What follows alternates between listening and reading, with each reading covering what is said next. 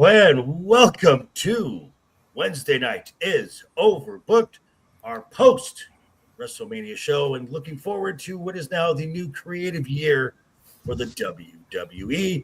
I'm your host, Joker Voice. Our favorite punching bag left eye ego is out of town on work. So we will not be having him tonight, but we still have a definitely full panel. Let me start to my stage right. He is back with us again. Takes are not as bad as left eye egos. It is back again, Lawrence Knight. Lawrence, how are you, sir?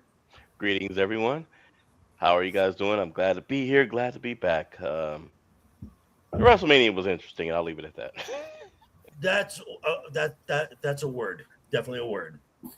And directly beneath him, it is the man who not only practices law, but watches boring law shows from Disney. It is the Duke Devil 95. Bradley Burnett, how are you, sir? I'm a little upset at the shenanigans that occurred this weekend during the live reviews, where apparently people were banking mic drops when no one else was around. You know, you got to show up. It happens. There is a legal challenge coming at some point. And directly beneath me, it is the infuriated, turbalizing Terminator, Matt, the Unbearable 73. How are you, sir? Doing okay this evening, gentlemen. Just a little. On one hand, I'm very excited about some of the events of the weekend. On the other hand, I feel defrauded. So maybe, Brad, you could address that with these, like, Legal. We'll have a class action suit. Yeah,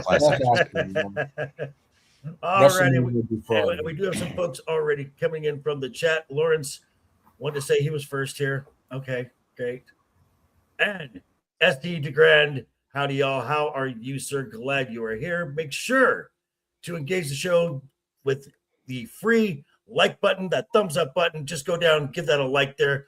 Our goal is double digit likes. Actually, no. Our goal is we're going to start off with a dozen. That's been our goal. We've been hitting that. So that is our goal to start the show. A dozen likes.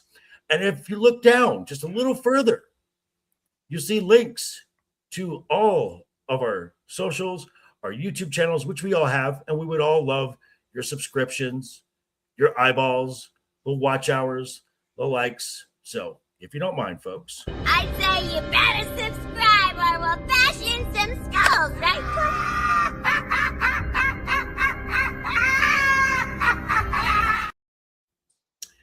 And also joining us is Mr. Kai. How are you, sir? Glad you are here. Okay, so WrestleMania weekend. Now, before we go into all that, as we hit our goal last week, so of course, that means we start the show off with a special segment just for you guys. So let me go to that right now. I'm going to do this. And then we're going to do this. And this right here. Okay. So here we have images of we've got images of four women. We've got Paige, AJ Lee, Brie and Nikki Bella. We've got Becky Lynch, Bayley, Charlotte Flair, and Sasha Banks. And then Io, Bianca, Rhea, and Liv Morgan. Now, the caption for this was, let me come back up here. Who is the best Big Four in WWE? So let's go around the horn. And let me start with Larry. Who is the best of these quote-unquote Big Four? Which I want to say, Brie posted that image there and said the original four horsewomen, to which Bayley responded with, I've literally never heard anyone refer to you four as that. That is absolutely true, and they are dang sure not the best. Okay, so your thought on this? When I look at see, this is hard because in the middle you've got Becky Lynch, who's been around for a very, very long time. When I saw her in Shimmer, I knew she was gonna make it to the WWE. I knew it. Um, and then you've got Mercedes, you've got freaking Charlotte, and you got Bailey, and then underneath you've got Io, who is world traveled. You've got I can't believe I'm drawing blanks looking at her. You got the EST Bianca Belair, Yep. and you got and you got Rhea, and you've got. I would have to say I gotta go with Becky Lynch and crew. Okay. I've got to go with them. Okay. Just overall. Brad, your thoughts? All right, so we have to name these. I think that's the best way to do it. First off, we have the top. We have the 4 horse divas. That is what they appropriately called. Yeah. Next, we have the 4 horse women, and then we have the next generation. So that is how you narrow it down to the middle. That is the 4.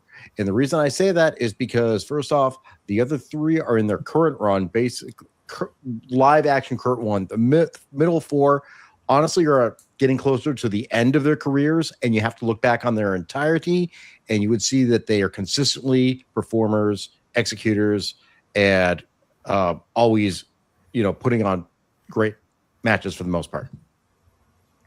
Okay. Matt, Also, take out Bianca at this point. Yeah, she's pregnant. She's done. She'll be 40 by the time she comes back. Right. Jesus. So I think this goes from the wrong premise in that there is only one 4 horsemen. There are no 4 horse women. There's random groups of 4 women, and you could swap others from those generations in or out. So of these groups of 4 women, who would have the best careers considered so far? It's the middle group.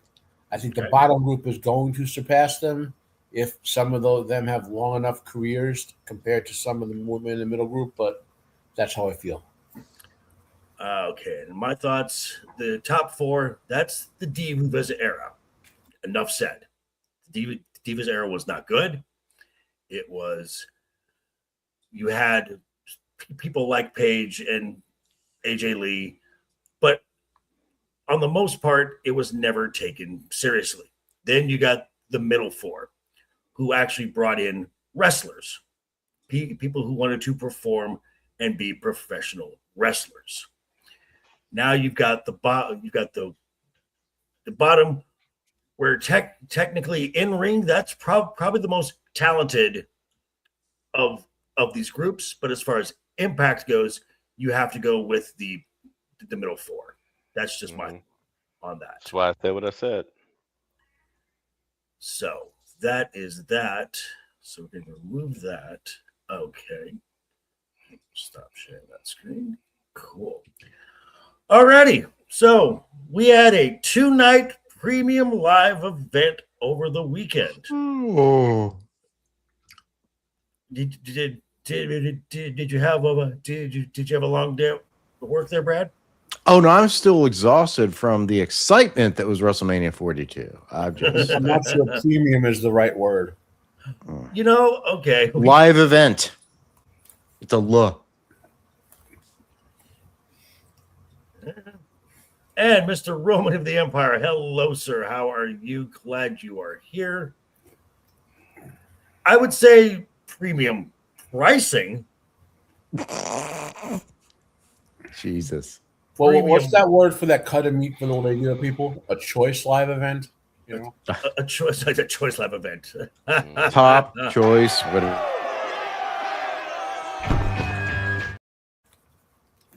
So, but we're going to get into it, as we're going to do, as Ego and I over the weekend had a live recap after both nights. But I want to get overall thoughts from everyone in general about WrestleMania. So without going into any match specifics, my initial take is that night one sucked. Absolutely sucked. That was one of the worst shows the WWE has ever done. Ever. Night two, the first two matches was better than anything on night one, and it had a phenomenal main event. Can I say that this year was better than last year? No, I can't. It's almost on par. Because last year there was good scattered. There was two really good matches and some decent stuff scattered in between. This was really all carried by night two. And night two was carried by really two matches. The overall consensus is night one, because every match felt rushed. They were packing 12 to 15 minute matches inside of 7 to 8 the minutes, because with ESPN there's all this commercial. They have to get their commercials in. Everything felt rushed, and it just exacerbated everything wrong with that show. The overabundance of celebrities, especially in the main event, it just made everything look larger. Everything looked larger. Night two had some longer match time, but really it was carried by the opening and the main event. Lawrence, overall thoughts of WrestleMania 42? Night one sucked. The matches were definitely rushed. Way to turn Cody heel with and then back to face again. And then back to face again. But you notice the fans didn't fall for that. Monday night, he walked out. No, it's basically like The Rock and Hogan, you know. Mm-hmm. And like, you make this man, it's the return of the Viper. He goes out there and pretty much gets manhandled for majority of the match. Mm-hmm. Has a spot here and there, and then RKO's the man that's been helping him at the end for no reason.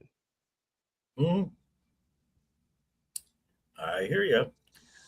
Brad, your general thoughts on WrestleMania 42? I was really bored. And as I was, dropping notes in the chat, our chat, I was like, I'm not watching live as much as I want to, but when I would check in, I'm like, oh God, this is dull and boring. I did see the Cody Randy match, and it was like, these guys are better than this. Why is this being done like this? It just was stupid. It legitimately was stupid. And I was going to take a match. Oh, you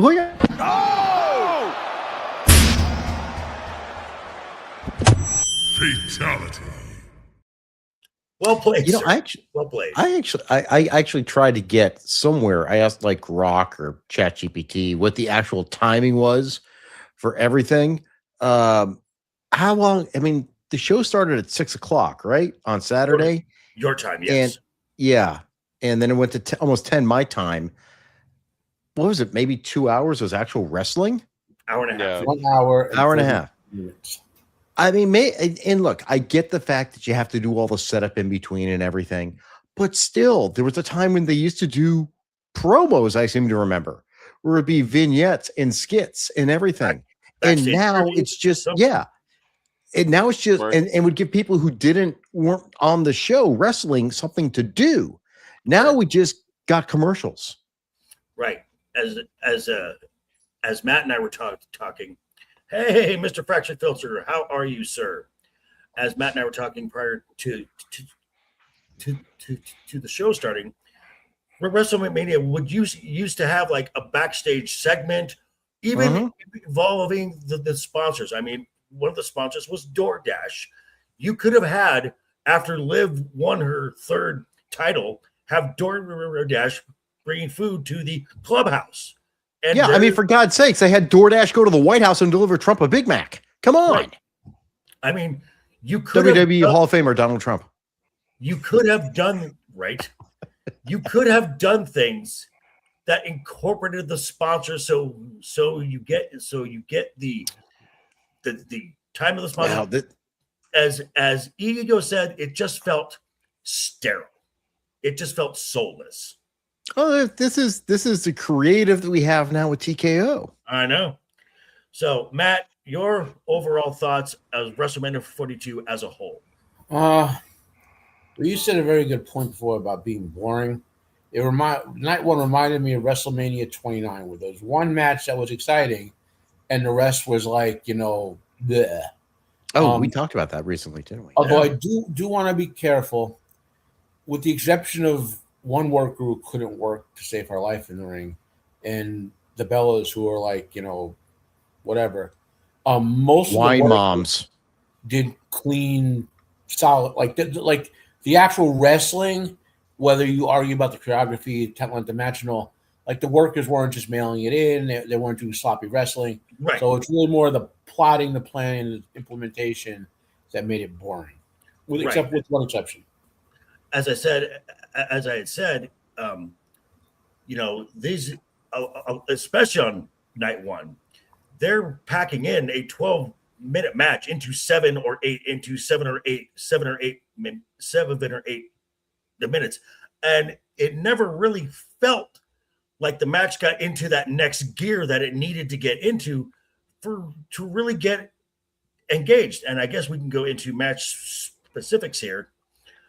We started the first hour on ESPN2 simulcasting. You had the 6-man tag match, the Vision and IShow Speed versus LA Knight and the Usos. Seriously, no one cares. That match was for one thing, and the one thing only was for IShow Speed to do a frog splash off the post into Logan Paul. That's all that match was there. and that wasn't even part of the match. No, it was over. It was a post match. So, I think the less we say about the Usos, the better, especially Monday night. Fatality. They've got yeeted back to flunky status.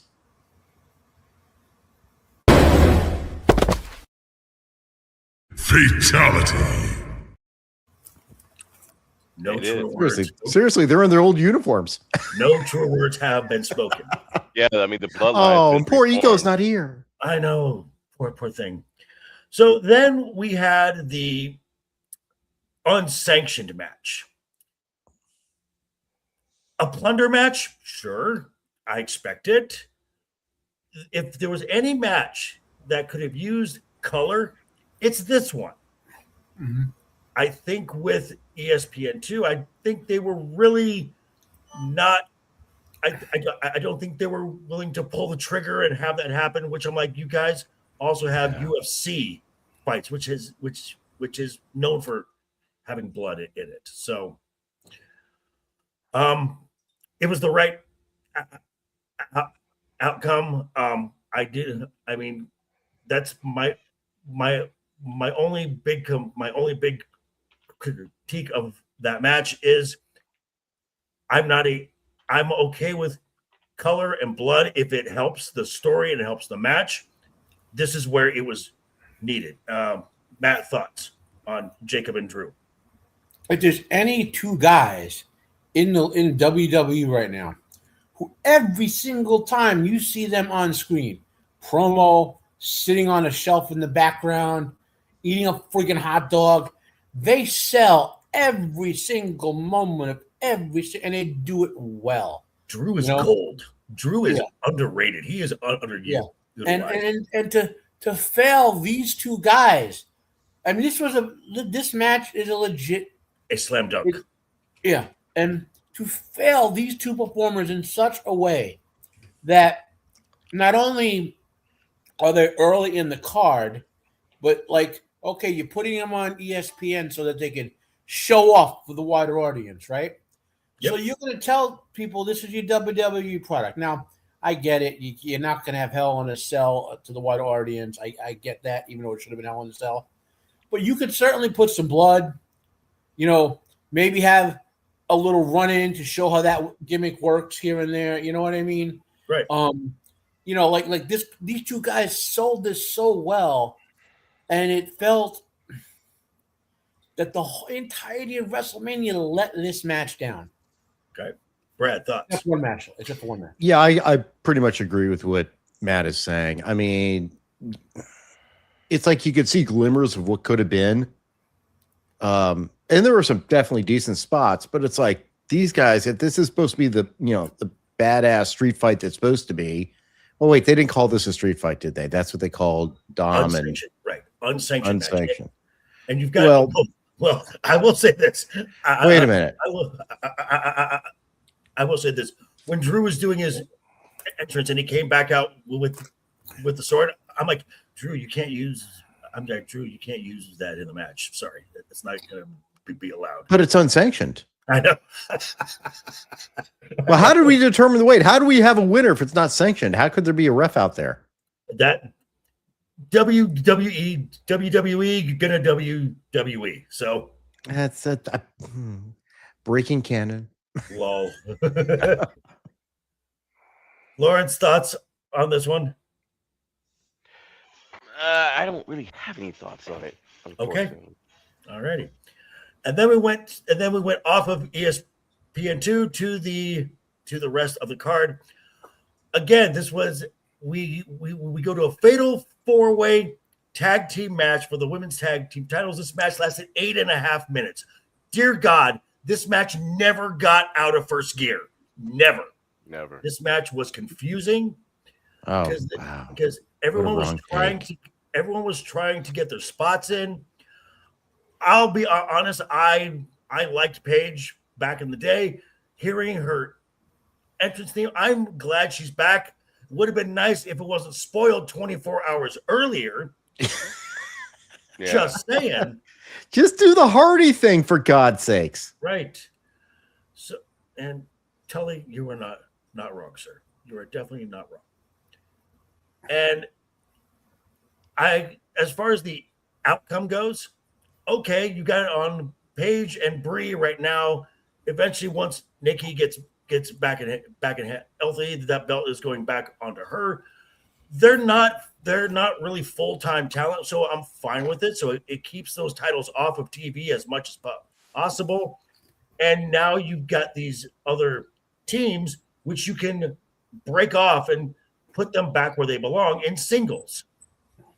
Because really, especially on SmackDown, they're going to need singles talent more than tag teams. I did like Nia and Lash their homage to Devil Bullet. Mm-hmm. I thought that was cool. I thought the highlight of the highlight of that entire match was was Alexa Bliss and her moth look. Mm-hmm. The tribute to Bray was the best part of that entire thing. Any thoughts on this match? I thought it was a match.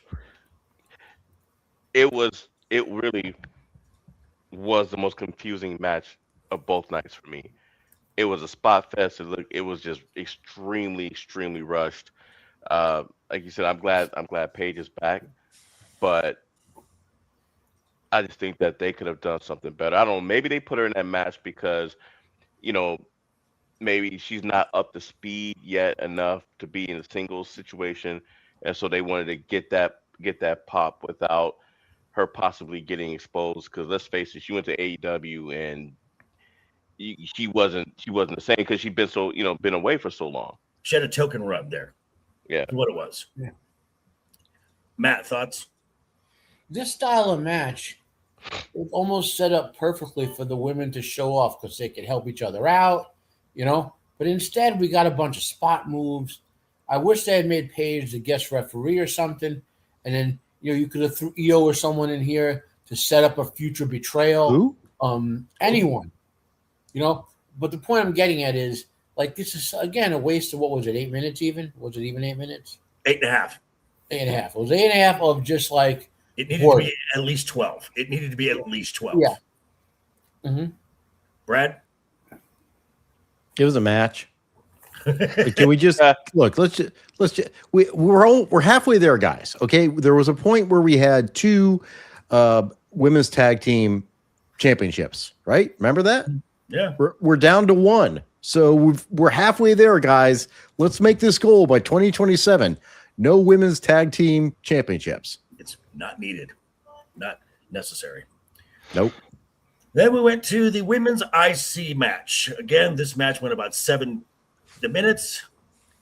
I don't know what they're gonna do. I mean, unless, Becky Lynch, who is she gonna be in a program with? I mean, Lyra. she can't. She can't. There's a stipulation that Lyra. Oh, can't forgot about that. Yeah, That's right. Apparently they have 2. So, I think AJ's taking some time away. She's got author stuff to do, whatever. Who knows? But okay, if AJ is not going to be there for any regularity at all, okay, fine. Get the title on someone else. Fine. Anyone else? I mean, this match was kind of there. I thought their elimination chamber match was a much better match than this, and that's on a lower show. This was a waste of time. Yeah, you know, I think with her leaving the way she did, I think it kind of messed up another potential program. But Mm-hmm. You know, and you know where I'm going with this. Roxy. Well, yeah, well, Jessica Carr, the referee, because she is a pro wrestler. She moves a little awkward for me, so I've never seen her wrestle. I'm like, she moves kind of awkward. So I'm wondering. She's I'm on Evolve, right? Mm-hmm. Yeah. So I'm wondering, did somebody just say, look, she's not ready? I mean, it's Becky Lynch. Nobody would expect. I'd be shocked if she, beat Becky Lynch without interference. Right. But I'm wondering, okay, well, now where does that leave them getting into it? The only thing I could think of is somewhere down the line, Becky losing the belt to somebody else, and then she finally just flips out and beats up Jessica Carr. Possibly. Right. I mean, it's probably what's going to happen. Anyone else? Matt or Brad? It was sloppy. Yeah. Yeah. Agreed. AJ's got too much ring rust on her, in my opinion. Honestly. Still. Yeah. Yeah. And I think Diva's era. she'll Wow. probably move just. What's that? She has been wrestling consistently even after she came back. Right. You need reps. You can't. House shows. House Yeah. shows. Bring back the house shows. Yeah. You need. That's what Stevie Richards said. I believe it was Stevie. No, it wasn't. It was Maven. Maven said that. Well, Maven's a tool, so I don't. Who else? Stock one. Maven says. Best match of night 1: Gunther and Seth by far. Yeah. This was Yep. as far as an in-ring. This was the best match. It was, again, the right outcome because we all thought it was going to lead to something else in the beginning of August in Minneapolis, and we'll get to that in just a bit. Oops. not we all. What? I never thought that. Okay. But Braun is back, takes out Seth. This is now the direction that they're going to go with Seth. Seth and Braun. Seth was great. Seth was absolutely great. He was. He can work. He can definitely work. He knows what to do. Yeah. He's got his game. He's good. And Gunther never has a bad match. Gunther's looking more and more trim. Yeah, he's good. Well, he's been looking trim for a while. But here's the Walter thing, days. Yeah. Here's the thing, though. Okay, well, so now what are you gonna do with it? Well, Roman. We'll talk about the Monday. We'll go into that. Women's World Championship. The entrances were probably longer than the entire match. Mm-hmm. Smart move. Smart booking. Well, I mean, you had Christina Aguilera, Britney Spears, Liv Morgan with her new theme song.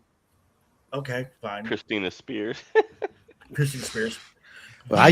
You said you read my comment online. Yes, yes. And my answer was yes, just yes To both. Yes, Yeah. And then Stephanie was very much like a Japan lucha entrance, the pageantry, the rose petals coming down. It was a visually wonderful. This match should have gone 15 minutes. This match was cut in half. They didn't look comfortable though. What they did well. And this was the time. What they did in ring, but again, because of all the commercials, I think they may have been planning for a 12 to 14 minute match, and they said, "Oh, you have 7. Pack it in."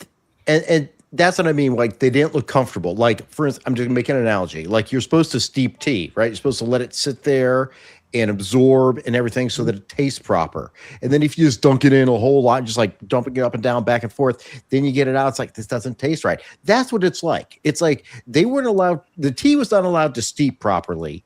Right. So that's why I say it didn't mesh well. The chemistry felt off. It looked like some of the moves were extremely sloppy. And they're both better wrestlers than that. Oh, I know. Absolutely. I'd say the winner in that match was I'd say the real winner in that match was Roxy's outfit. Just saying. That's just me. I was gonna say horny 15-year-old dudes. Well, that too. But and again, 50-year-old dudes. But again, right result. But again, all the gifts we got from it. You know? But again, right result. There is no story.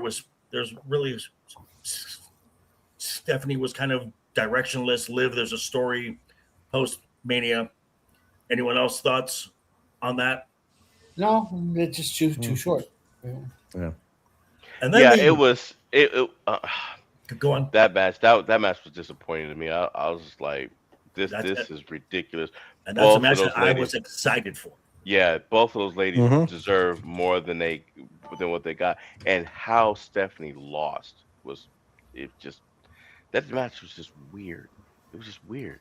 You can say that was disappointing to all but like 4 matches in both nights total. Yeah. And then the main event. Cody Rhodes versus Pat McAfee. I mean Randy Orton versus Cody Rhodes' eye. Well, there's that.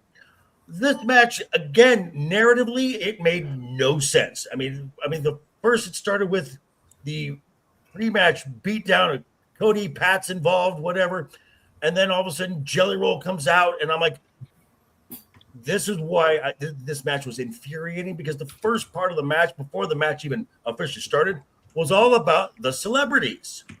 I don't give a fuck about Pat. That's what it should be, dude.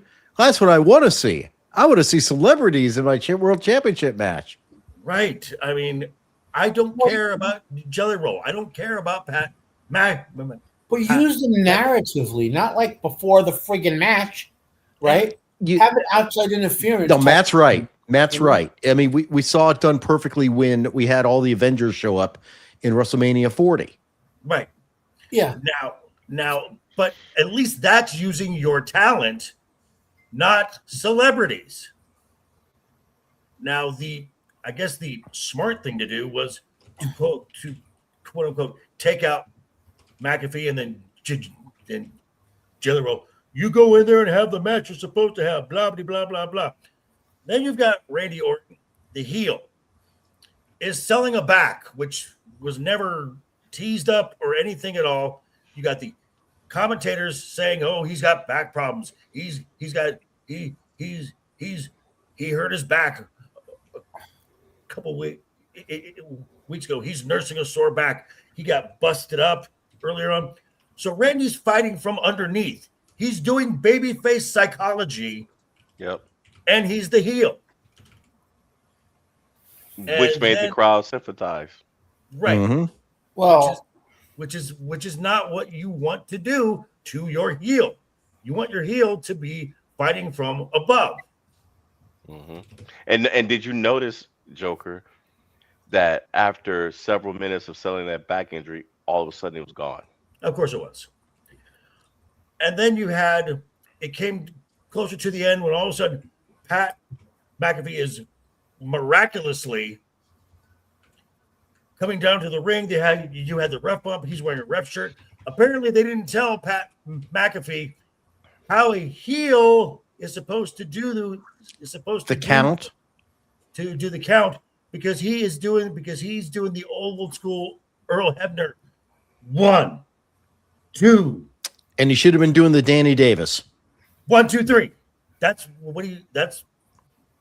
Oh, it's too bad Ego wasn't here so he could tell us all about how much he loved watching the Danny Davis storyline back in the day.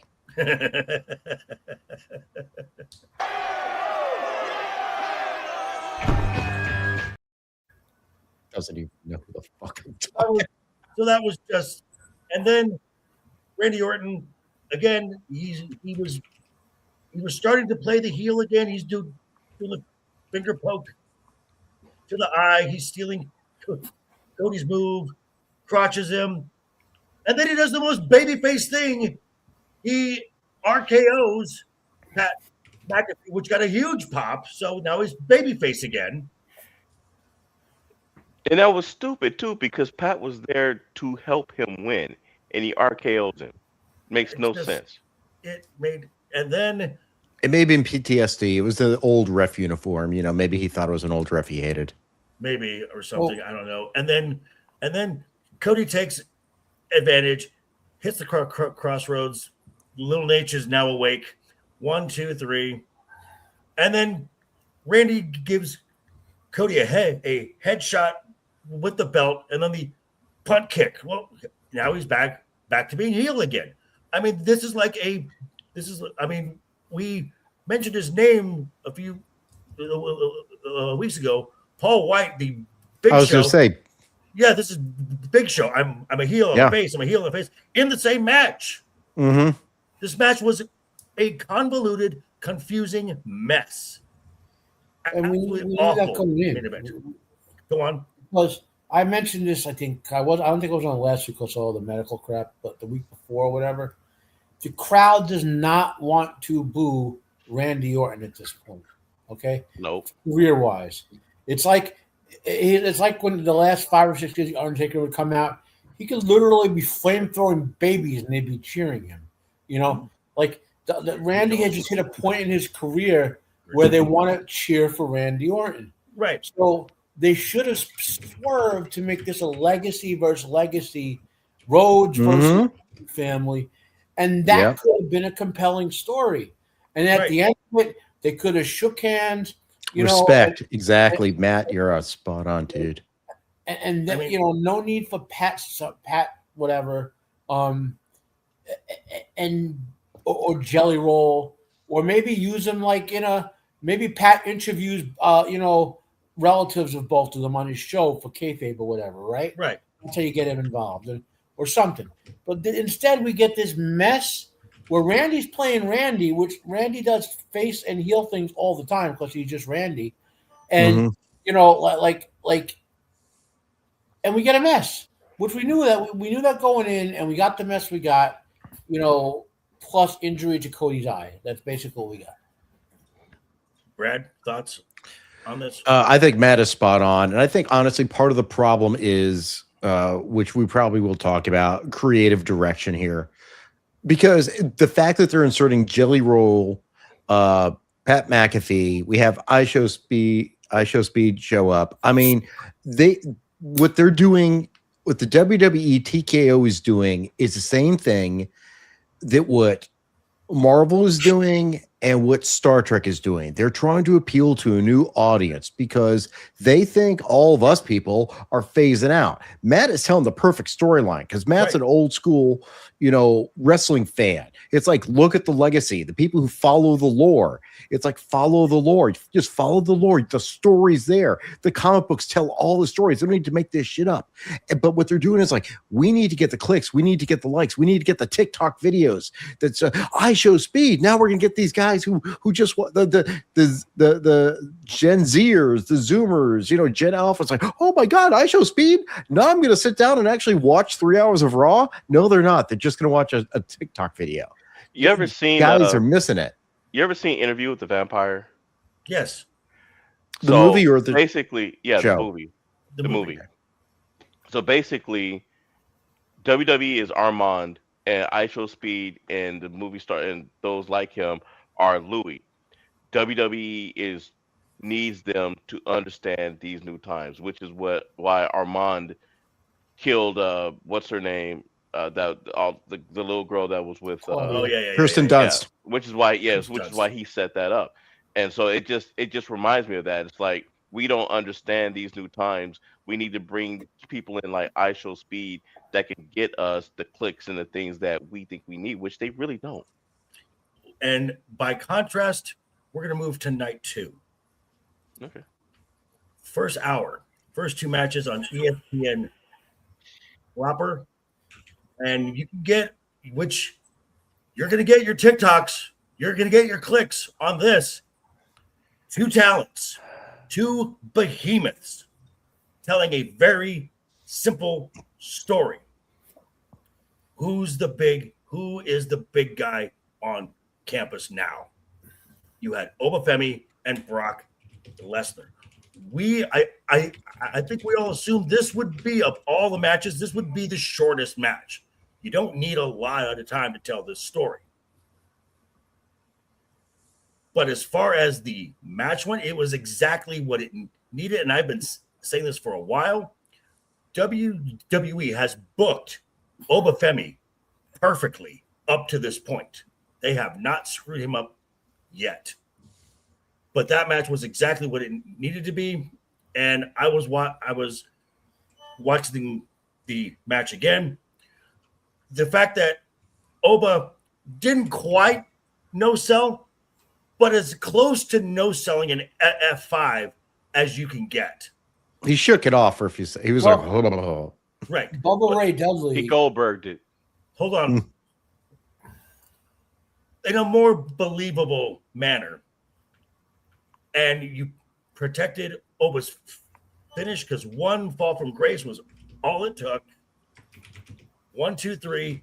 And that crowd was hot for that from the moment his music hit till the time the match ended. That crowd was invested. They were hot. They were loud. They were into it. Larry, thoughts? Oh, I agree with everything you said. And look how short it was. It was the only short match that made 100% sense. Mm-hmm. Brad? They understood the assignment. Matt? And we're not even talking about what happens at the end yet. No. This is a match of the year candidate. The only flaw from a demonstrative point of view, because this was a passing of the torch, is that Brock and Oba are more than just body slam guys. Right? Remember there was this part where Brock gets Oba around the waist and Oba elbows out of it? Yeah. I would have liked to have seen Oba reverse out of it, then them do a little arm wrestling like classically, then maybe a little, that in-ring arm bar, just a little maybe 2 minutes, a little wrestling counter showing their skill as a wrestler, and then do the big man finish like they did, just to show the completeness of both their tool sets, from a storytelling point of view. I mean, there's a tremendous amount of, I don't know if we want to talk about it now or later, but how this has happened and all. But I was excited for the entirety of it, even barring that little critique I had before. And it felt to me like Andre Hogan. It felt like Hogan Pat when The Undertaker took him, it felt like, honestly, in retrospect, it did feel a little like Taker Brock. Brock earned that right later to have won that match, not beforehand, because Brock took up the burden of the beast, so to speak, and it felt like the proper passing, So. All right.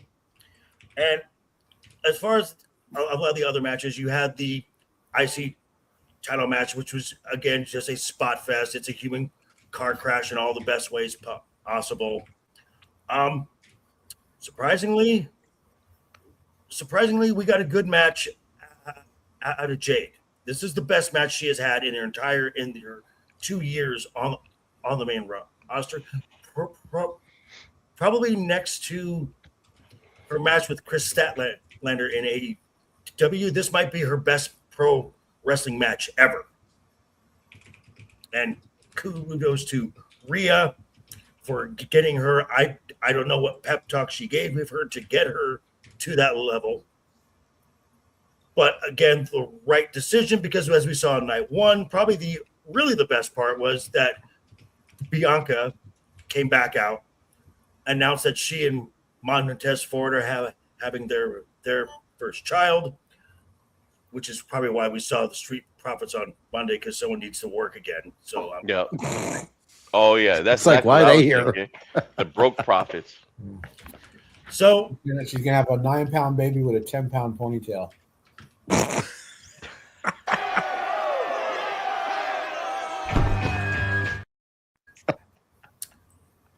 But there was one thing that was really talked about on night one, and we will get to that in just a second.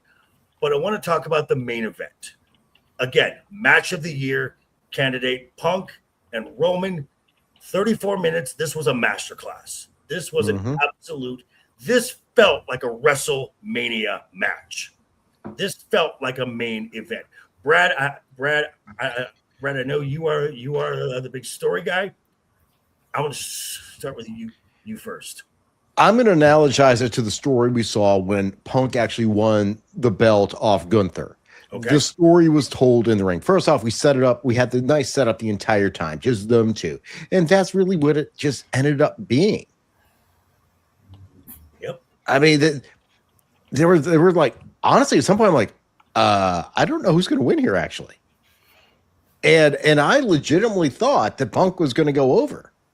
I thought he was going to get his true moment, because I didn't think that Roman, honestly, would be, like coming back. And I still don't know what the rationale for it was. Does Punk need time off? I don't know.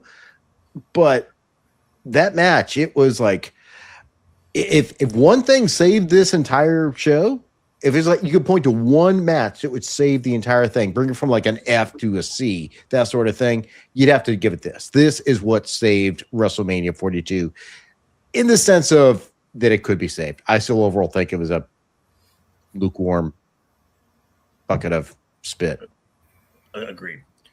Now, I had to step away for just a second, but did you like the story that, as you're saying, they're telling the story in the ring, Punk just ran out of gas, and that goes along with him being old. Yeah. Right. Not that Roman's a spring chicken. Right. No, but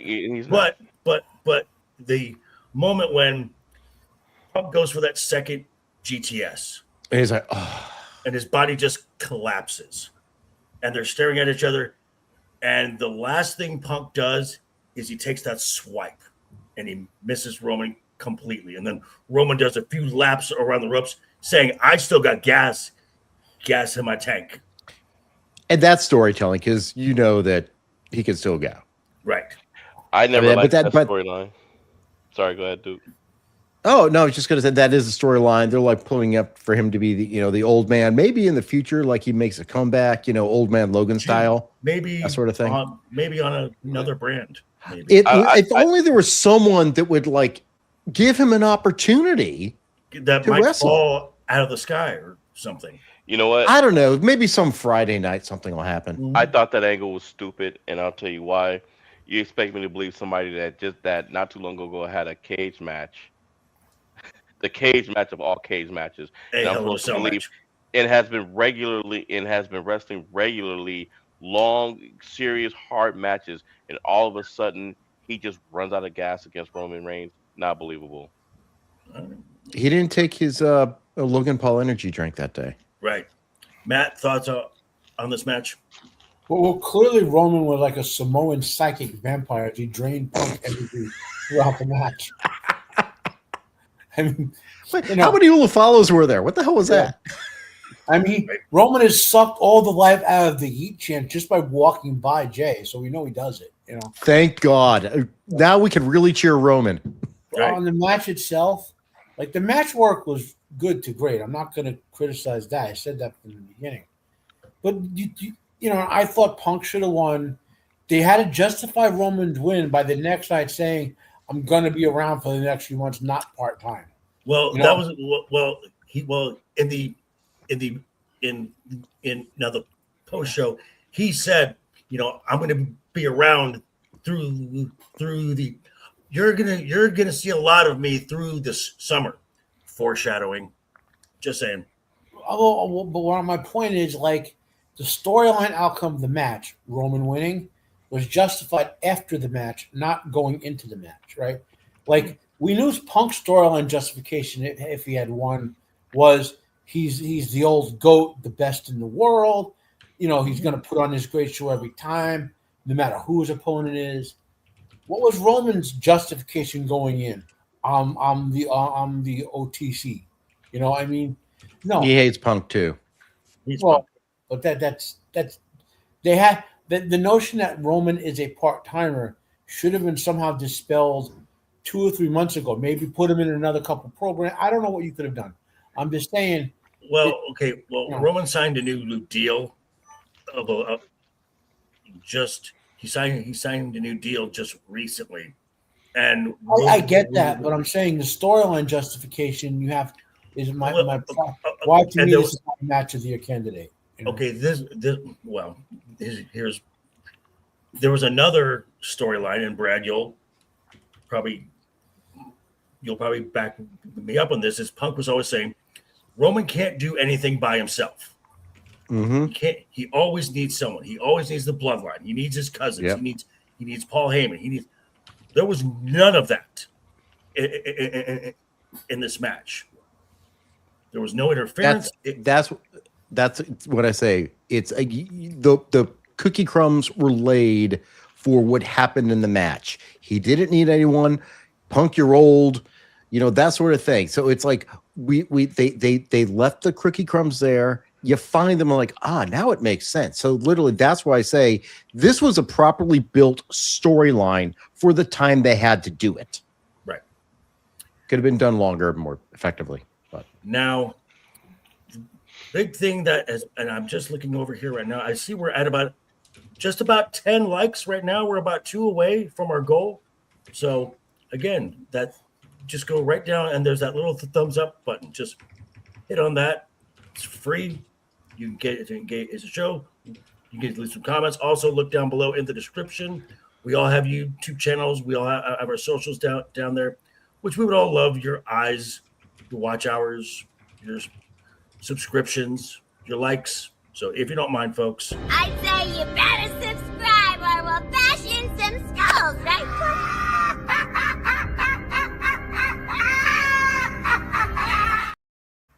Yeah, like he said while you guys were watching that, Left Eye Eagle isn't here, so celebrate by hitting that like button. That's right, exactly. Hey, he's not, Mr. Jacob Ironside, how are you, sir? He would hit it if it said the yeet button. Somehow the show feels lacking without Ego. Fatality.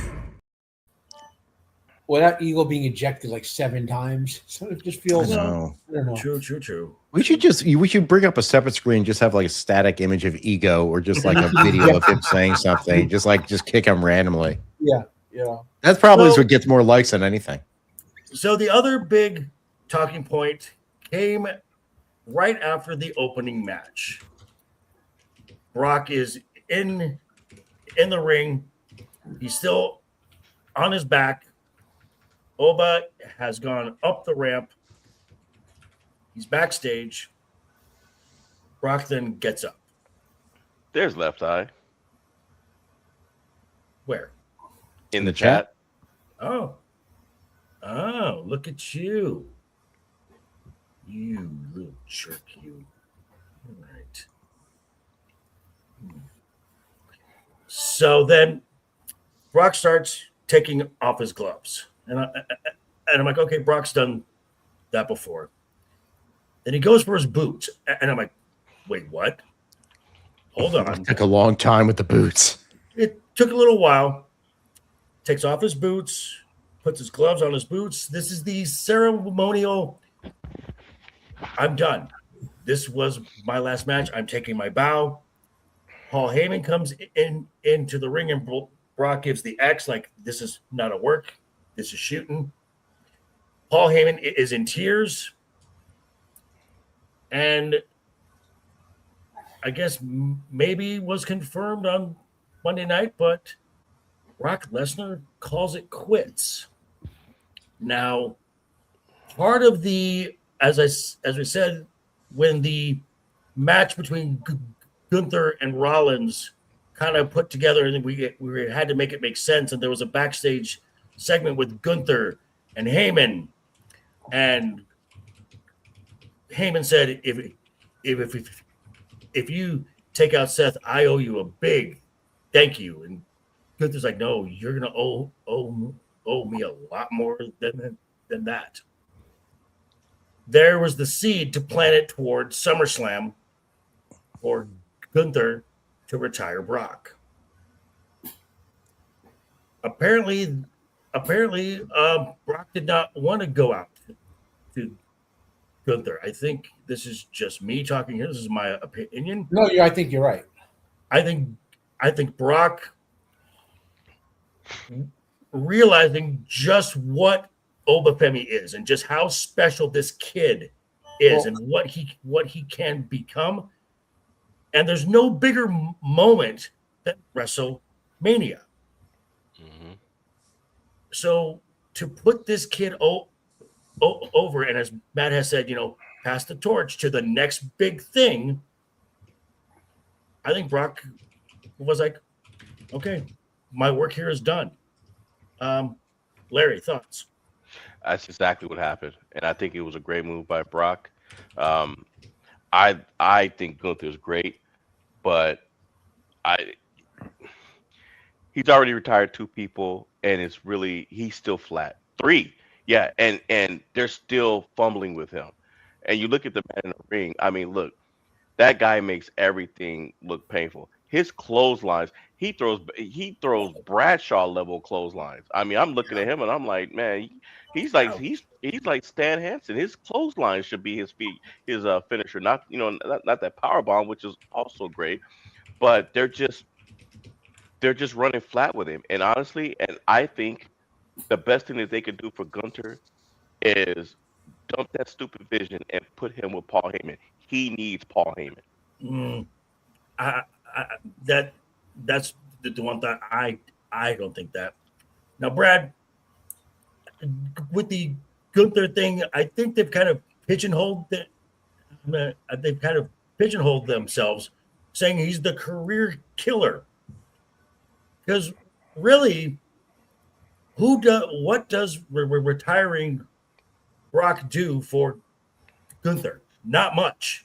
It doesn't do anything. And if you did run that match at SummerSlam, in my opinion, you've just taken everything you did for Oba and made it less than.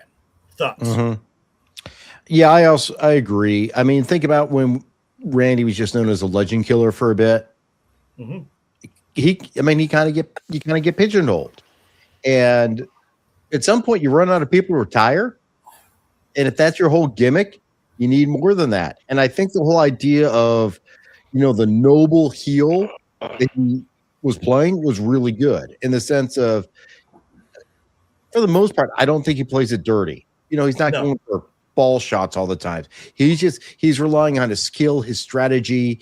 It's like, oh God, I don't want to say Vader, but just his imposing presence and breaking people down. And I think pigeonholing him into the career killer is a bad move. And of course, also we know that, apparently this was not planned, as the news is coming out, as there may have been some extreme heat backstage possibly when Brock did this. Unconfirmed reports. Right. Unconfirmed reports. Now, and as far as that goes, I mean, Brock has made a ton of the money here. He doesn't need to do another match. I think Brock knew what his assignment was. And as I said, knowing that this is a special moment, especially for this kid, I think Brock was like, I'm not going to job for Gunther. I am not going to job twice. This makes more sense. This is a special thing. This is what I'm going to do. And what are you going to do, guys? Fire me? Well, and that's true, though. Oh, So, Matt, thoughts? So I've been following the developments of this match for quite a while. Okay. And then in the aftermath of it, I went hard dive into like probably 50, 60 different people's writing, podcasts, takes on what or alleged leaks and whatever. Okay. So the Gunther Brock thing we heard about as far as back as like 6 months ago, and I don't think it was Brock and Heyman. Because remember, Heyman is Brock's real life manager too, not just his kayfabe manager. So I don't think they were happy about that. And Brock, with his ego, Brock's not going to want to lose in Minnesota. Okay, so they were kind of looking along the way, and then Oba pops up, and this is what I heard: that Brock is the one who wanted to put over Oba, not just because he wanted to do that, because he really legit likes the kid. He likes his wrestling style, and Heyman was all in on this, on the match, right? They were the producer directors of the whole storyline. They were coaching Oba along the way. Remember when Brock said, "Put your foot on my chest"? There were other things like that along the way, and even into this match, Brock called the whole match. Again, my quibble aside before, it was a great match. And so Brock, I'm pretty sure Brock and Heyman were saying, this is going to be my last match. I want to do it this way. I want to pass the torch as the beast to the next beast, the way it was passed to me by Taker and the lineage. And, now as to who knew, well, I know someone who knew, because if you go back and watch the aftermath of the match, the director keeps a camera on Brock. He doesn't even follow Oba back all the way. Usually when you win a big match, they follow the guy back. The camera stayed on Brock. And I don't know if it was Heyman giving the signal to the guy saying it's about to happen or whatever, but the camera never left Brock. And that told me something was going to happen. Now, I wasn't sure it was going to be retirement. I thought maybe it was going to be a run-in fight or whatever. I wasn't sure. But I knew something was going to happen from when that cameraman kept the focus there. And then when Brock you saw him look at his feet, like that little bit of tearing up he started to do. And that's what hit me. Brock's retiring right here, right now. And then we all saw the aftermath of that. I don't know if Triple H knew. I'm willing to bet there might have been one or two people behind the scenes in TKO, because this is what's happening. But I'm going to bet when someone writes a book about this in 7 or 8 years, we're going to find out less than 10 people knew before Brock did what he did.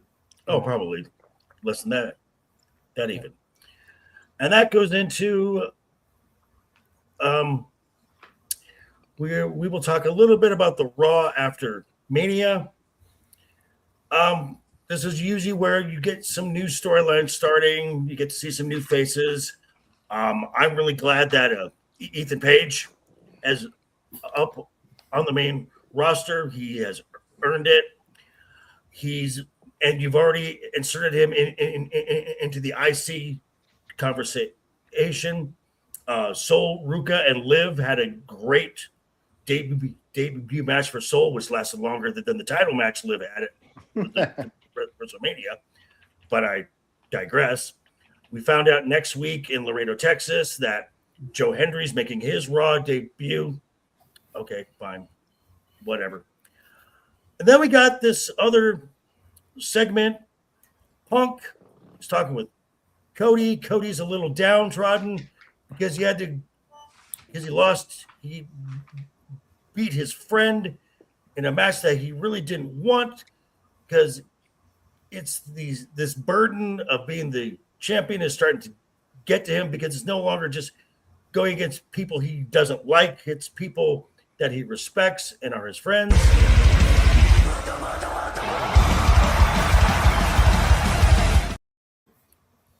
Momo, thank you for stopping by. I'm seeing a dozen likes. We hit our goal. Next goal, let's readjust it. Let's get to 16 before the end of the show. And then Punk said a line that he has said to Cody before. Heavy is the head that wears the crown. And then Punk, before Cody came out, said, I'm going to always be ready. I was never supposed to be the champion. A championship opportunity fell out of the sky. So I'm just going to be ready. And he ends it with Cody saying, you just keep being champion. Keep winning. And he looks right at the belt. Because you never know when a championship opportunity is going to fall out of the sky. Punk goes to walk away. Cody says, anytime. I think this is pretty clear. Punk is moving to Friday Night SmackDown. Yeah. I mean, there's nothing for him to do on Raw anymore. We also saw at the end Jacob Fatu challenge Roman Reigns. I think this is pretty much saying this is our first match. This is going to be the main event in 2.5 weeks at the Backlash. Yes? That away. Okay. In Orlando. Tampa. Tampa, right. Tampa. Quick thoughts on I thought you were eating. Sorry. I was like, yeah. Quick thoughts on Monday night on Raw after Mania. And I will say this. This was a good show. This was a good episode of Raw. This did not feel like a Raw after Mania. Those crowds are hot. Those crowds are raucous. Those crowds are pretty much uncontrollable. Just my overall thoughts. Brad, your other thoughts? Because WrestleMania was a dud. Okay. That's what it is. I mean, yeah, we had, a great match to cap it off at the end. But the bottom line is, look, there were problems with this as soon as they changed it from New Orleans to Las Vegas. Yep. Like we've said before, it's like you don't have the Super Bowl in the same town the year after you just had it there. You got to cycle through people. Attendance was down. This is a fact. Attendance was down. 20,000. Yeah. So it's like, and they were hawking tickets. I mean, you're standing out on the sidewalks, handing out tickets like they're standing out little samples to go some buffet on the strip, for God's sakes. It was just, honestly, it's kind of pathetic that WrestleMania's come to this. And they're so blinded by what they think TKO's blinded by what they think they're going to get. Because we know this is a TKO decision. They saw the money that came in last year and like, holy shit, we're going to do this again. No, lightning does not strike twice in the same place than the year after. You got to have some time to breathe. If you've been in New Orleans, but in a new environment, people have been excited for a different place to see. What happens now? They go back to where they were the year before. It's dull and boring. Yep. That's why the crowd was bored. All right, Matt, your thoughts on the Raw after Mania? Enjoyed it more than WrestleMania, to be honest. Had great opening,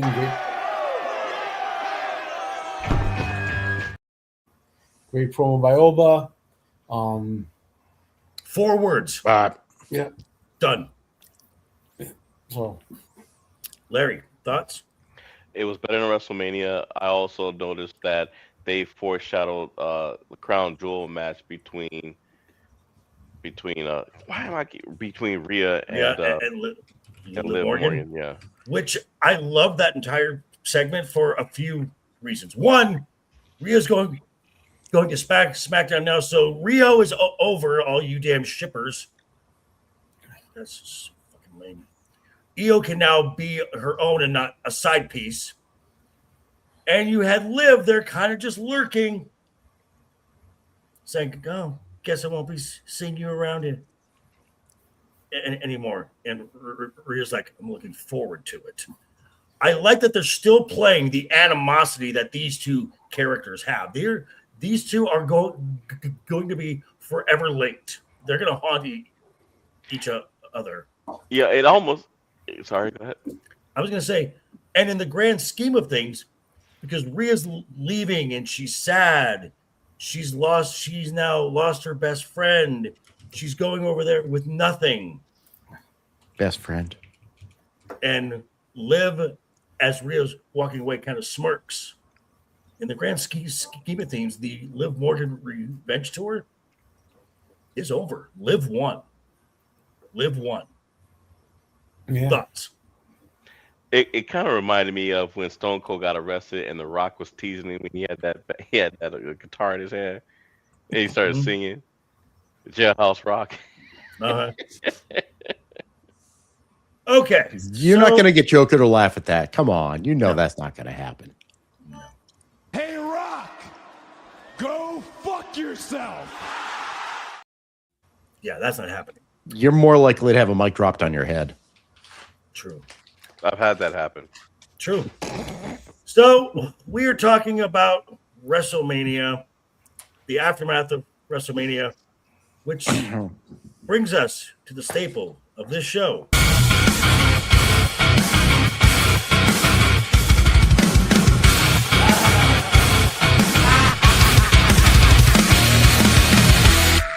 Always keep a smile on your face.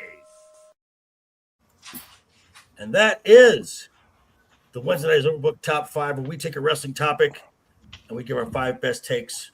Our number 5 take gets 1 point. Our number 1 take gets 5 points. And at the end, Bradley Burnett changes his name to Price Waterhouse to give us a definitive scientific answer to this topic, which we will be doing a double top 5 this week. But our first, pretty simple, cut and dry, our top 5 WrestleMania the moments. It could be a match, something that just For this one, for WrestleMania 42. For WrestleMania 42. Okay. Top 5 WrestleMania 42 moments. It could be a match, it could be an announcement, it could be something that stuck out to you about WrestleMania 42. Larry, I'm going to start with you. You're number 5.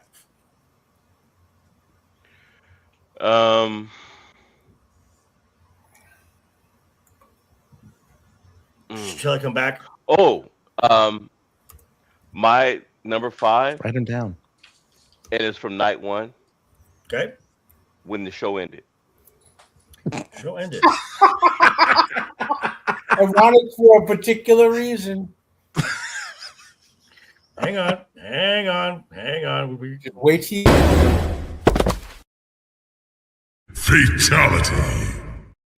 a little bit of foreshadowing. Wait till you get to me. Oh, no. Alrighty. Brad, you're number 5. My number 5 is something I saw, and I go, what the hell was that? And then later on, I learned what actually happened, apparently. Danhausen and the accidental pyro, which ironically came off well for his weird-ass, dumb-ass character.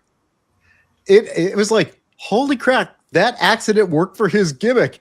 And even Cena's like, Cena, bro, character is like, I love retirement. Because it's like, and look, give credit to Cole and Barrett who were selling. It's like, that's not how you do this, man. You got to wait for the lights to go. So Right. It was just dumb and ridiculous, and it worked. And I'll say this. I was pleasantly happy with the Danhausen segment. It could have been shorter, but the fact that it was a segment that wasn't a commercial about Riyadh season or whatever, or if you were watching on Netflix, the Hulk Hogan documentary. All right, Matt, you're number 5. Well, at the end of night 2, after 2 days of mostly boredom, except for 2 matches and 2.5 matches, 3 matches, I said, thank God it's finally over. So that's my number 5. Nice. So we will just go with the show ended for that. End.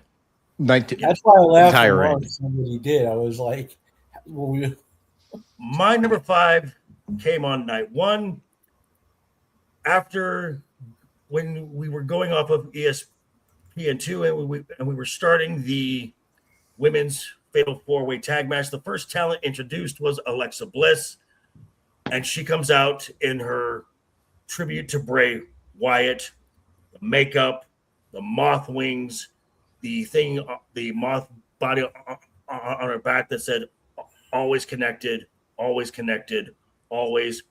Big fan of Bray Wyatt, so that touched me, and because I know that Alexa and he became very close, and there was a special bond between those two, so I just loved that. All right, Larry, you're number 4. The EST is pregnant. I love it. It just got this sentimental thing in me, man. I love when families are having children and stuff like that. So that got me. I was like, it sucks not being able to see her in the ring, but I'm glad, I am happy for her that her personal life is about to, her family's growing, and Roll Tide, sir. Roll Tide.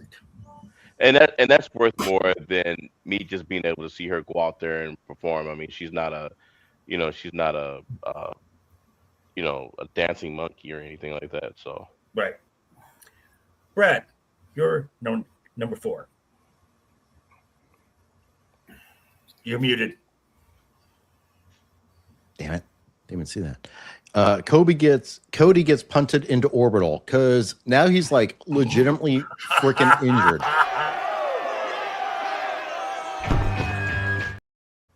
yeah, he We gets haven't that seen the- flush. I'm pretty certain he and Randy talked about it. He's like, I'm gonna punch you, dude.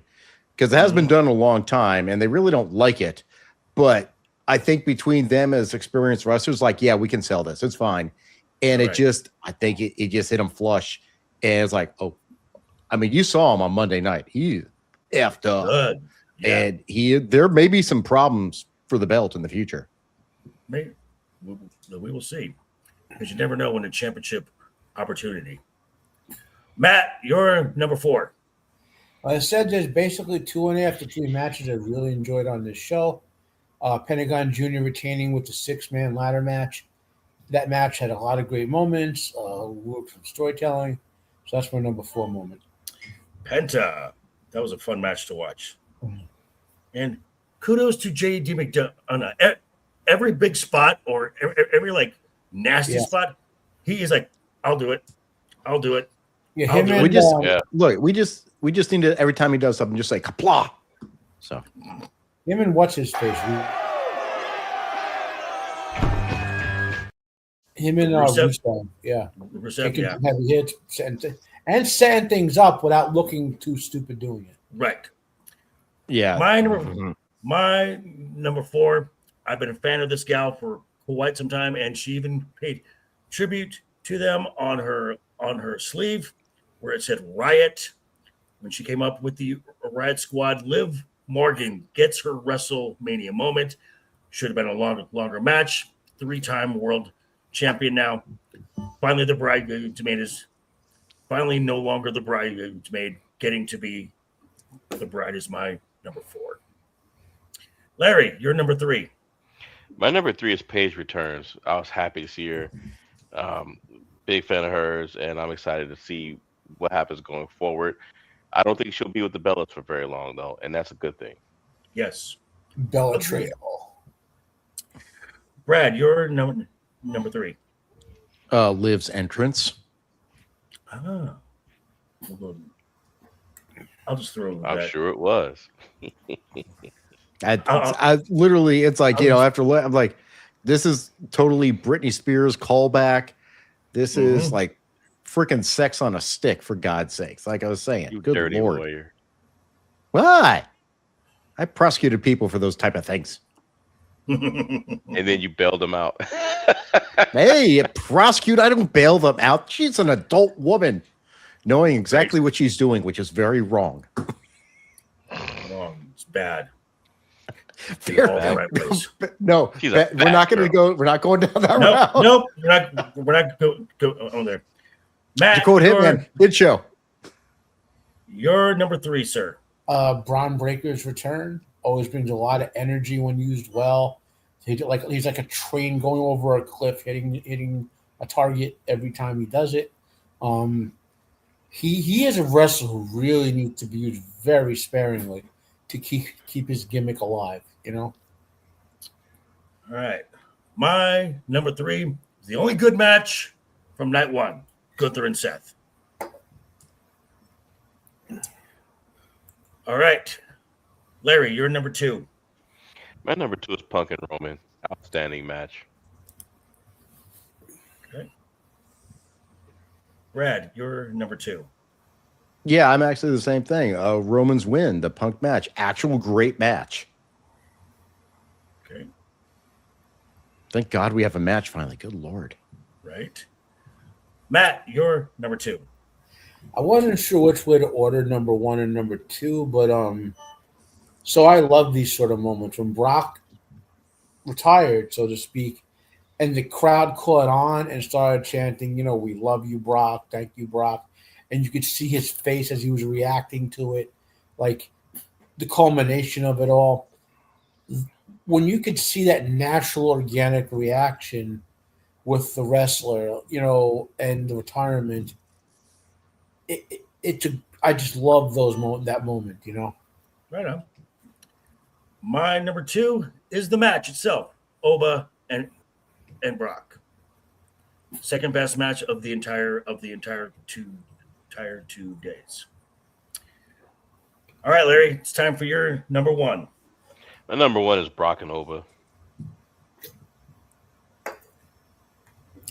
Anything to add to that, or just Outstanding story in a very, very short amount of time. They didn't have to go 35 minutes. It just had everything. It was just poetry in motion. That's all I can say. It was great. The crowd, the energy, everything. all right, Brad, you're number 1. I'm also in line with Matt. The Brock retirement out of nowhere, RKO out of nowhere style, and I really think it was out of nowhere, and I think it shocked everyone. I think that's also the controversy of, did he do it just to screw over TKO and Triple H with their plans to make him retire the way they wanted to? That's a man who said, "I'm retiring on my terms, and I don't give a damn." Yeah. All right, Matt, you're number 1. Brock putting over for all the reasons I said before, the storyline of it, the lineage of it to the past 40 plus years, Gotcha. All right, judging by my numbers, I think we got a clear number 3, number 2, and number 1, but we will save that because it happens every time we get this. Someone's going to be talking, maybe some geeks, maybe one's a gamer, who says, "Oh, we need Vince back. We need Vince back," which brings us to this.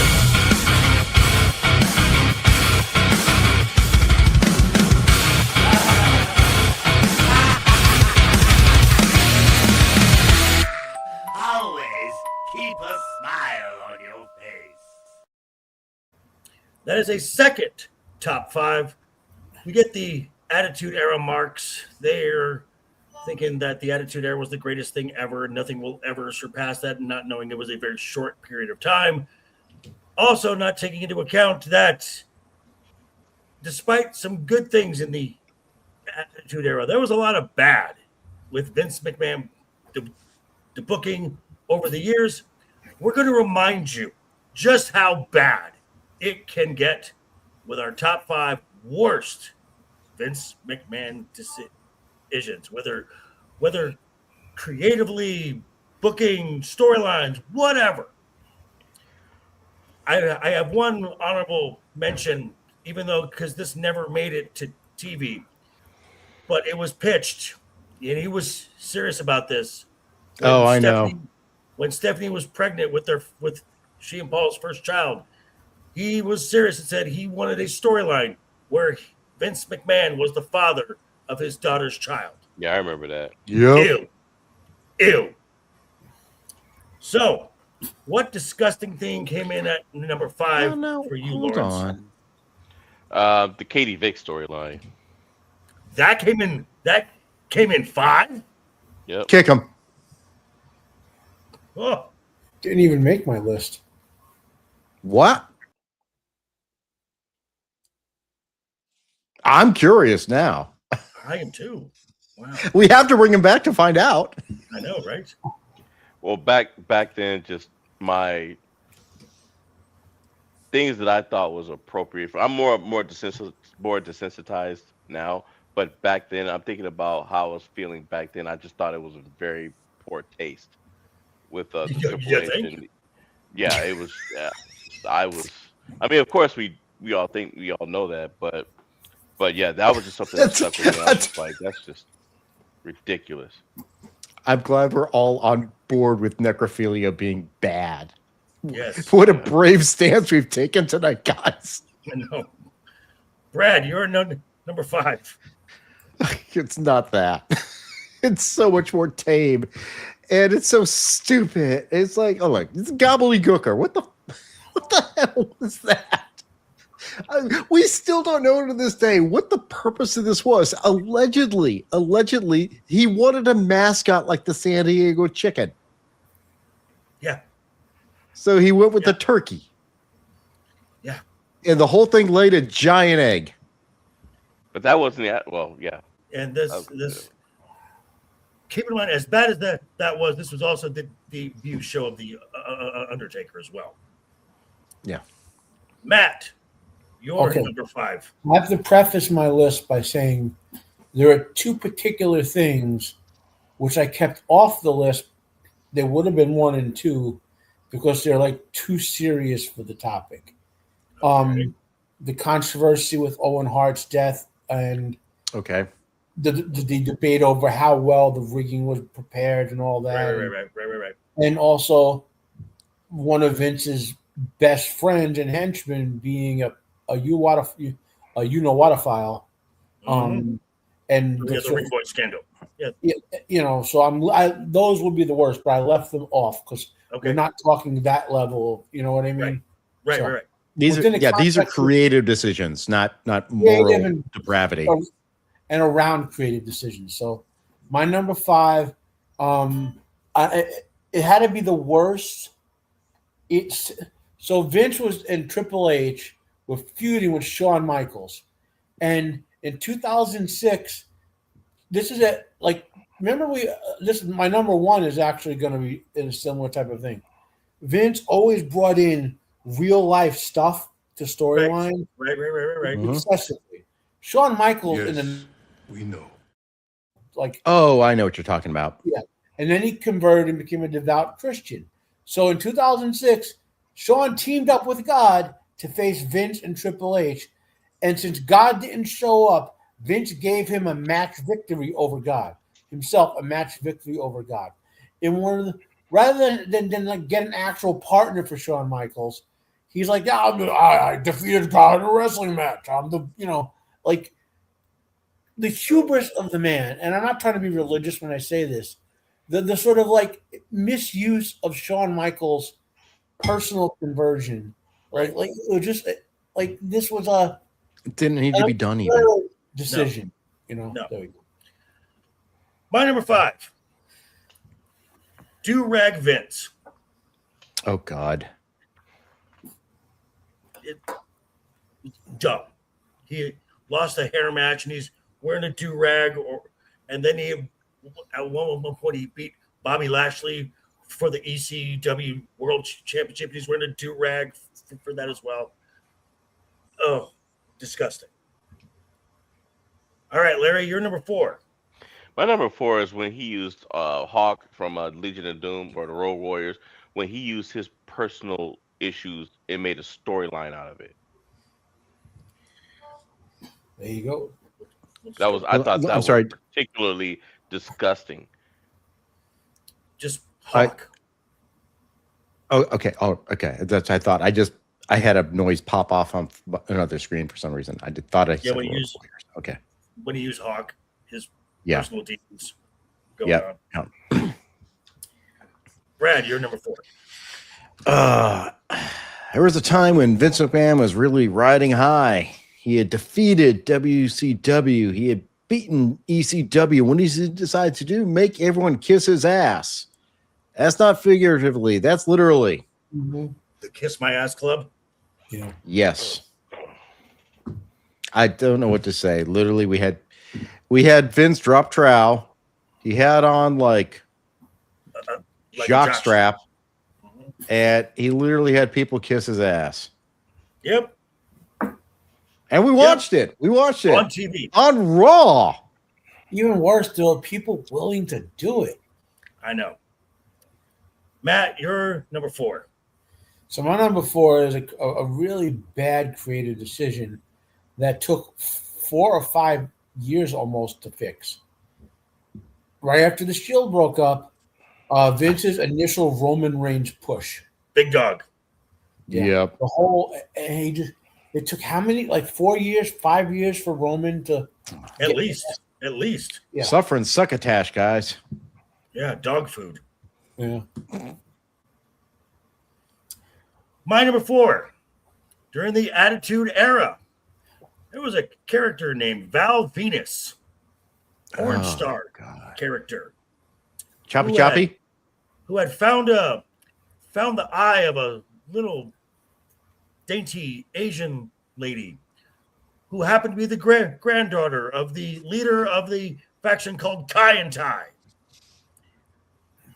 At one point, Kai and Tai jumped Val Venus, and you had a backstage segment where a bare-ass Val Venus is shown, and the leader has a katana because his unit is so big, and they cut to commercial.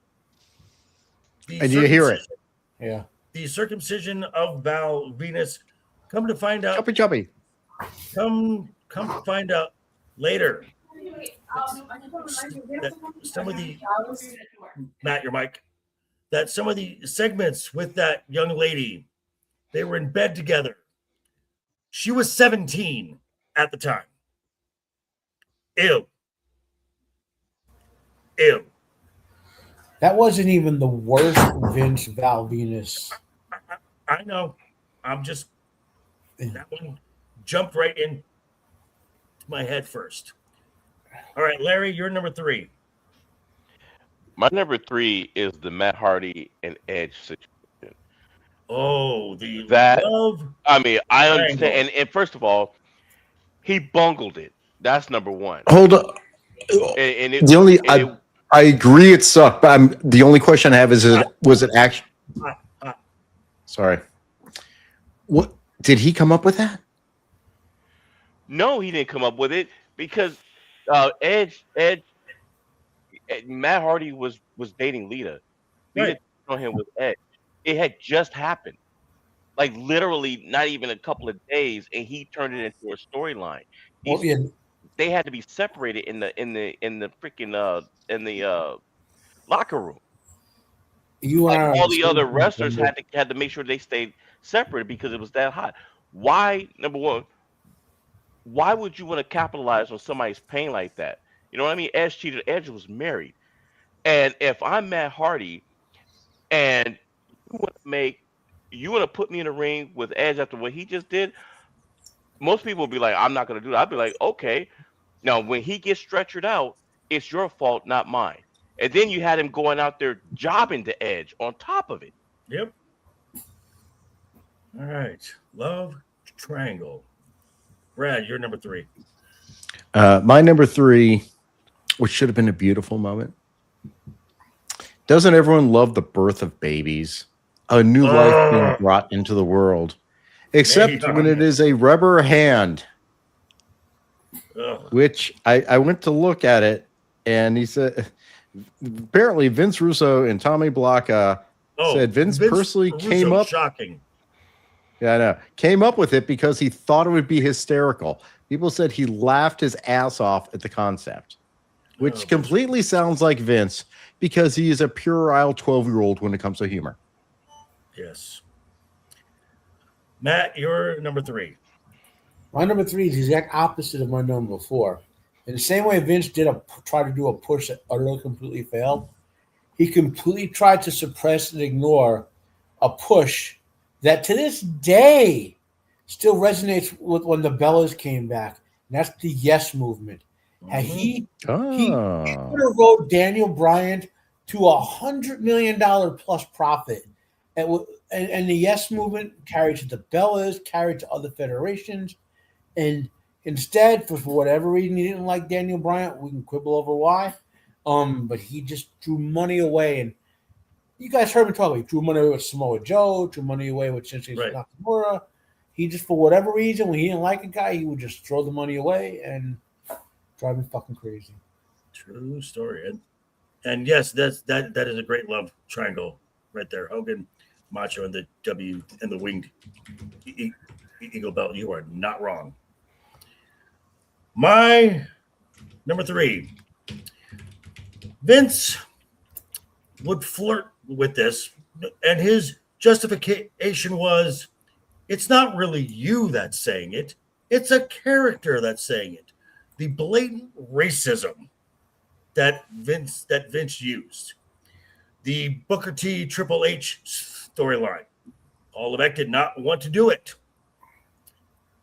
But Vince said, you're going to do this. But don't worry. It's not you. It's a character. When also with Booker T backstage segment, he's talking to John Cena. Well done, Mike. And Booker T appropriately says, tell me he did not just say that. And then you had, and then you also had Jinder Mahal, who really did not want to do this. He had a match with Shinsuke, and he's going out and making slurs about his language and Japanese culture. And Vince thought this was going to be great. And he folks in Gorilla were looking at social media. They were getting flamed in real time. Just okay. Go on. I was just going to say, first off, you're totally right about Booker T and Triple H. It's not like he's going out performing Huck Finn. We're just like, hey, look, this is the character's name. But also, Jinder and Shinsuke, technically, they're both Asian. Right. Technically, they're both Asian. Right. So the flirting with racism, utterly disgusting. So much. We are at number 2s. Larry, you're number 2. My number 2 is the Vince/Steph baby idea that he pitched. That's just sickening. Mm-hmm. We're going to call it Vincest. Yeah.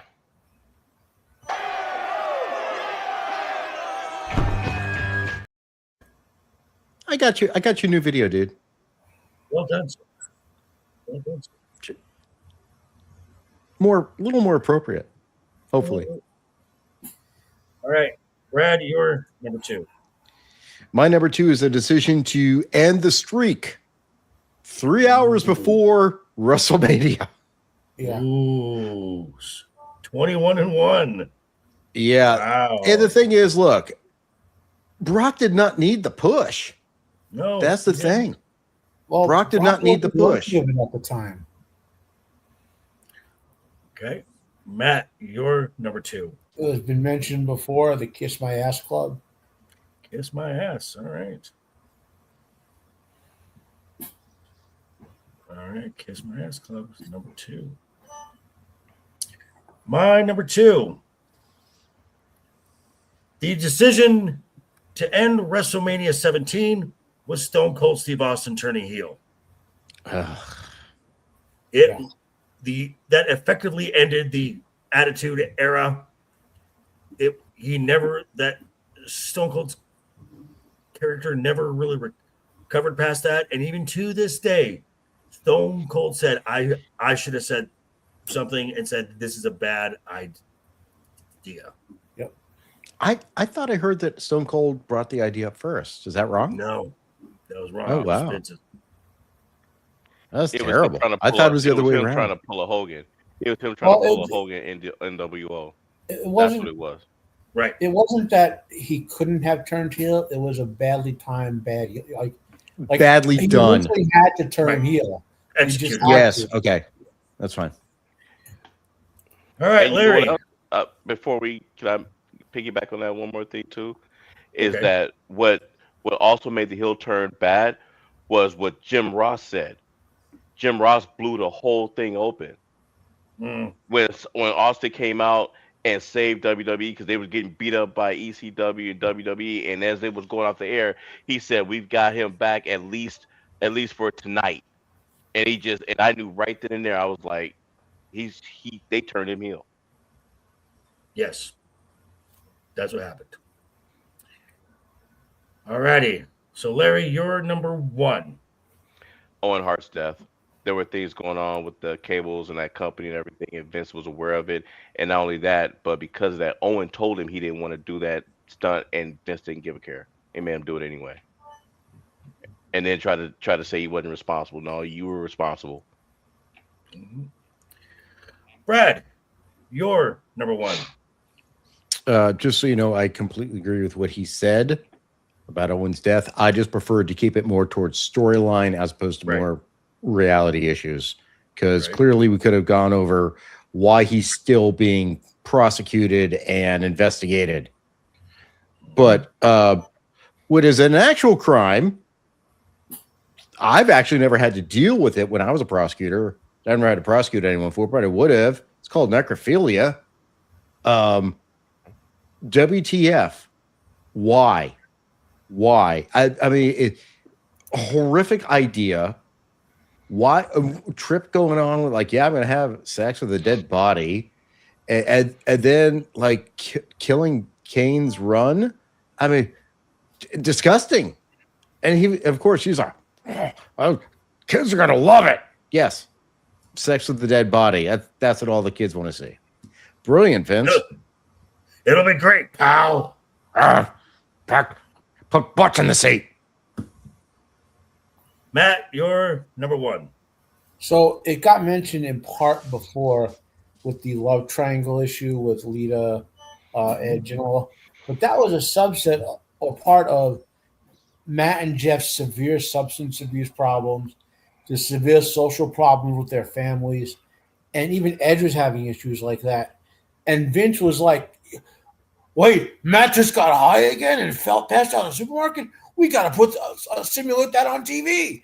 Like the whole situation with that group of characters in real life, they're going through all this hell, and he keeps making storylines based on like he kept farming it over and over again, with the Hardys, Edge, Lita. There were 2 or 3 other people involved in that sort of drunken drug social thing. I can't remember them right now. And it Real just he kept who? Yeah. Vince just kept pulling them into storylines. What they were the fuck ups in real life into the storylines. All righty. My number one has been mentioned twice. Hey, buddy. Just ew. Katie Vick storyline. Absolutely disgusting. And again, this is for those of you who want Vince back. This is the stuff you would get. Just so you know. It'd be worse. Worse. So, I think we have clear winners for each. I've got an honorable mention, sir. Okay, well, you had a shot. Okay, go on. Real quick, WrestleMania backstage segment. Gene Snitsky sucking Mae Young's toes. Oh, gross. That's okay. Oh God. Just for saying that.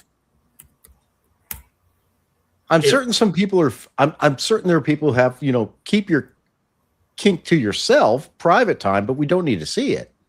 Right, exactly. Yeah. And Mae Young. Ew. Disgusting. So, for a top 3, our number 3 for WrestleMania 42 moment is.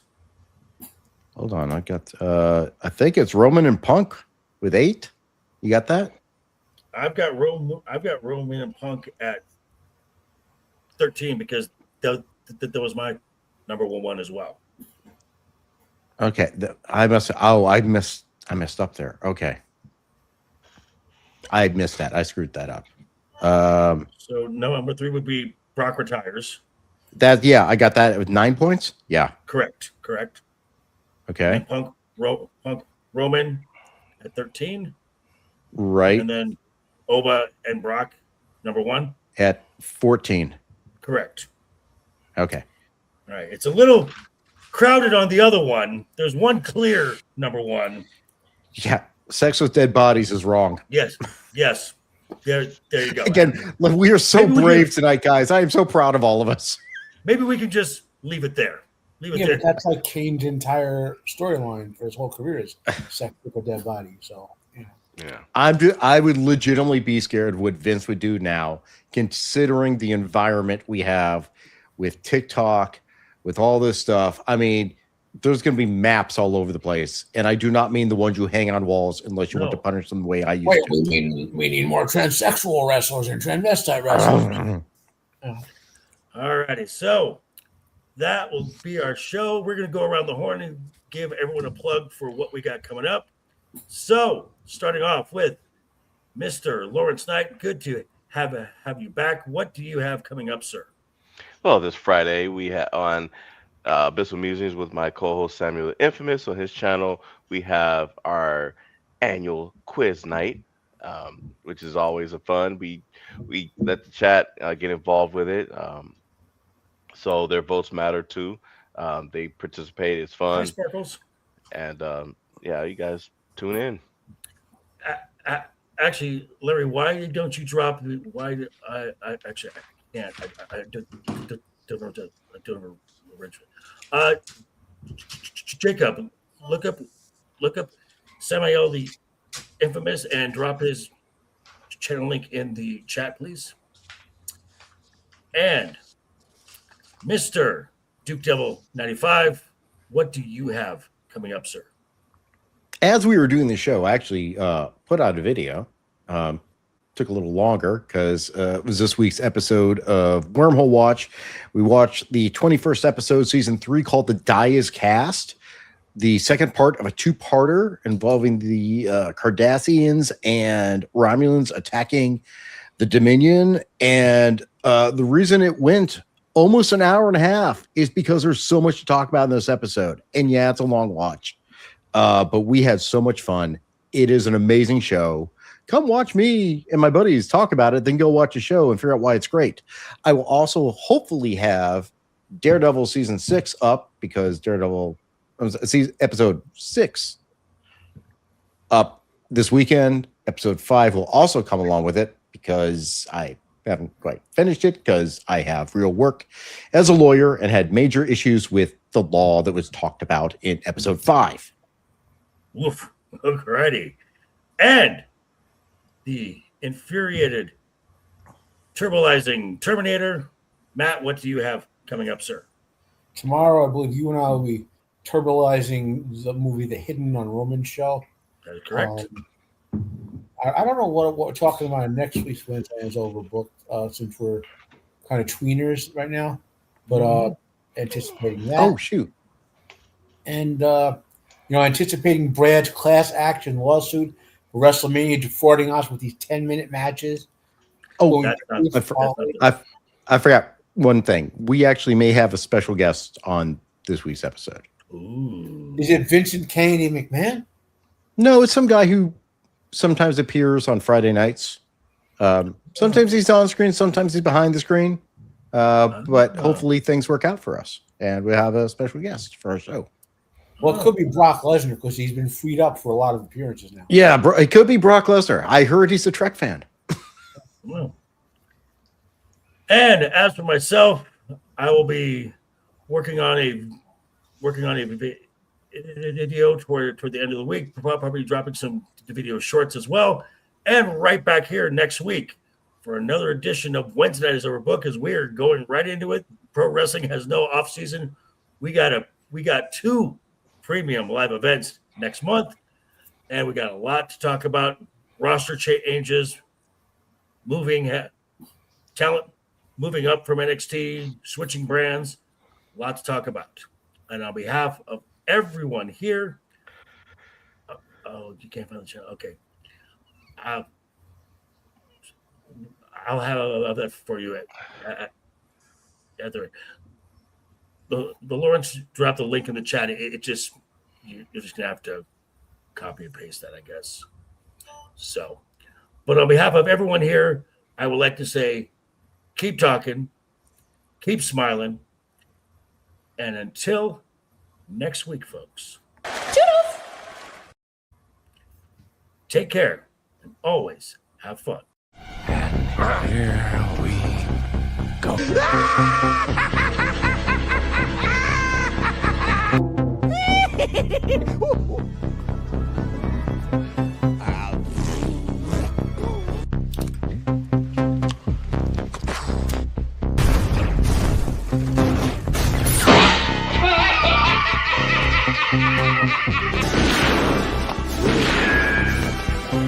Is like gravity. All it takes is a little push.